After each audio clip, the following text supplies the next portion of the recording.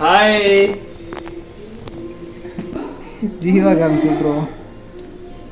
சல்லி பசங்களோட அடிமா கூப்பிட்டு நான் வரும்போது ஒரு நாளாவது செஞ்சீங்களா அப்படின்னு கேட்பேன்.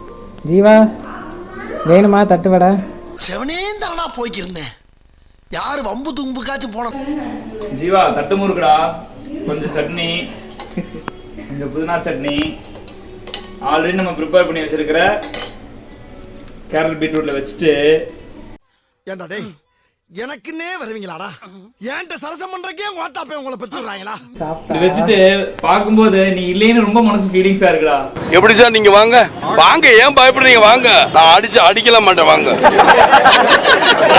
அந்த ஃபீலிங்ஸ்லயே நான் ரொம்ப கஷ்டப்பட்டு அப்படி சாப்பிட்டோம். சூப்பரா இருக்கு.